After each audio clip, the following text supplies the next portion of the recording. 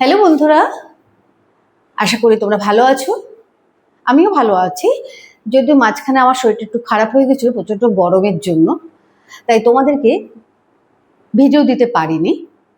তোমাদের খুব অসুবিধা হয়েছে আমি বুঝতেই পারছি, কিন্তু আবার চলে এসেছি। আসো আমরা আমাদের পড়া আবার স্টার্ট করি।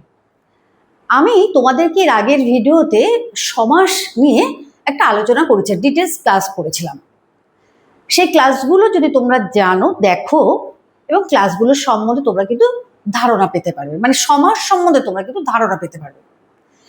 আজকে আমরা শুরু করছি সেই সমাসের উপরই ছোট্ট ছোট্ট করে আলোচনা করব, যাতে তোমাদের মাথায় আরো বেশি করে ঢোকে বিষয়টা, এবং সমাস বিষয়টার আর কোনো তোমাদের কোনো দ্বন্দ্ব না থাকে।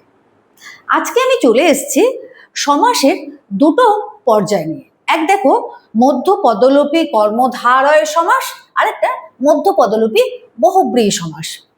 ঠিক আছে?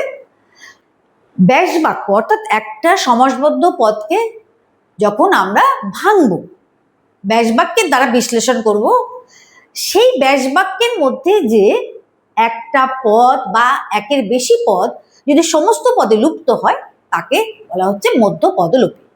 কর্মধারয় সমাসের ক্ষেত্রে যখন মধ্যপদ লুপ্ত পায় তখন তাকে কর্মধারয় সমাস, যখন বহুব্রীহি সমাসের মধ্যে মধ্যপদ লুপ্ত পায় তাকে বলছে মধ্য পদলোপী বহুব্রীহি সমাস।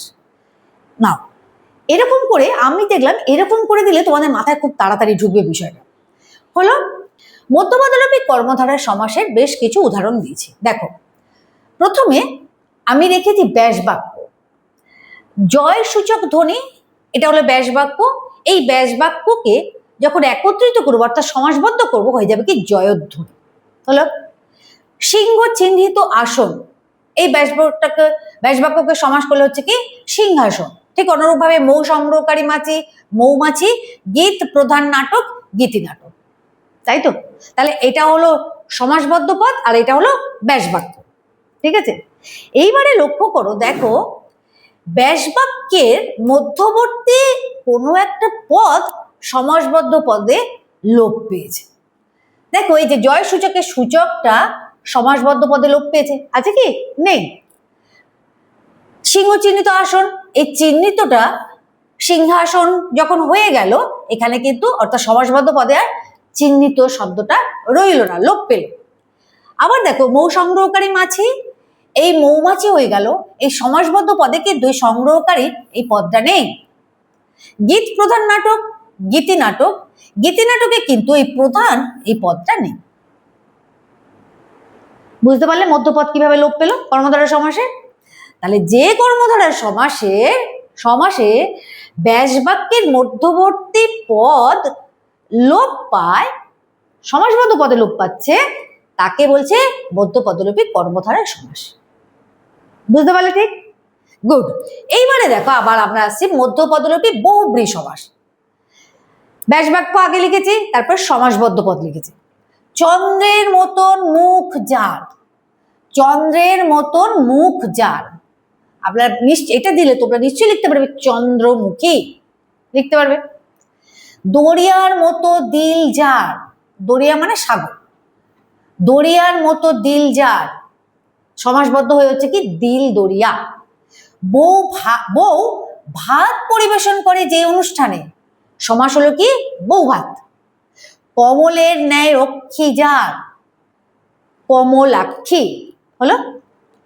কুম্ভের ন্যায় বৃহৎ কর্ণ যার, সমাসবদ্ধ হয়ে গেল কি কুম্ভকর্ণ। তুমি বৃহৎ না দিলেও চলবে, দিলেও কোনো ক্ষতি নেই। ঠিক আছে? তাহলে আমরা দেখতে পাচ্ছি, দেখো এখানে মধ্যপদলোপী কর্মধারয় সমাসে মধ্যবর্তী একটা পদ কিন্তু সমাসবদ্ধ পদে কিন্তু লোপ পেয়েছে। এখানে দেখো বহুব্রীহি সমাসে দেখো মধ্যপদলোপী একের বেশি পদ সমাসবদ্ধ পদে লোপ পেয়েছে। বোঝা গেল? দরিয়ার মতো দিল যার, দেখো এই মতো যার কিন্তু এখানে সমাসবদ্ধ পদে নেই। বউ ভাত পরিবেশন করে যে অনুষ্ঠানে, পুরো এইটা নেই, দেখো সমাসবদ্ধ পদে কিন্তু নেই, বউ ভাত হয়ে গেছে।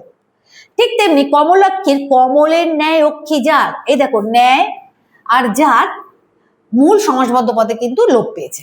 ঠিক কুম্ভের মতন বৃহৎ কর্ণ যার, দেখো এই এতটা মূল সমাসবদ্ধ পদে লোপ পেয়ে গেছে। তাহলে পার্থক্যটা বুঝতে পারলে? আরো একটা পার্থক্য কি দেখবো, আমরা জানি বহুব্রী সমাসে পূর্বপদেরও প্রাধান্য নেই, পরপদেরও প্রাধান্য নেই, সম্পূর্ণ তৃতীয় একটি পদের প্রাধান্য। তাহলে দেখো এখানে চন্দ্র, এই যে চন্দ্র হলো প্রথম পদ পূর্বপদ, আর মুখ হলো দ্বিতীয় পরপদ। তাহলে এই পূর্বপদ এবং পরপদ কারোর পদ প্রাধান্যই পেল না সমাসে, হয়ে গেল চন্দ্রমুখী। চন্দ্রমুখী বলতে কোনো এক সুন্দরী নারীকে বলছে। আমরা যেমন অভিষেক কাব্যাংশে পেয়েছি কে ইন্দ্রজিতের স্ত্রীর কে ইন্দ্রজিৎ চন্দ্রমুখী বিধুমুখী বলে উল্লেখ করেছে, ঠিক আছে, প্রমীলাকে। ঠিক সেরকম দেখো দরিয়া এবং দিল, এটা হলো পূর্বপদ, এটা হলো পরপদ। কোনো পদেরই কিন্তু মূল সমাসে প্রাধান্য নেই। এসে গেল দিল দরিয়া, অর্থাৎ দিল ধরে যার অনেক বড় দিল, সে যে লোককে অনেক কিছু দান করে। তাহলে তৃতীয় একটা পদের কিন্তু প্রাধান্য হলো, না দিল না দরিয়া, কারোরই কিন্তু অর্থ প্রাধান্য নেই, তৃতীয় একটা পদ। বউ ভাতেরও ক্ষেত্রে তাই দেখো, না বউ না ভাত কোনোটারই কিন্তু অর্থ প্রাধান্য পেল না সমাসবদ্ধ পদে। পুরো হলো কি বউ ভাত নামক একটা অনুষ্ঠান প্রাধান্য পেল। এরকম করে দেখো প্রত্যেকটাতেই তাই।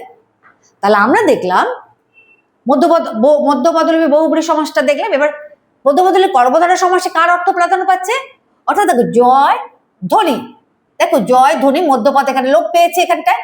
তাহলে এখানে কর্মধারয় সমাসে সব সময় জানবে পরপদের অর্থ প্রাধান্য পায়, পরপদের অর্থ প্রাধান্য পায়, এটা সবসময় মনে রাখবে, ঠিক আছে। সিংহাসন, সিংহ প্রথম পূর্বপদ, পরপদ হলো আসন, হয়ে গেল সিংহাসন।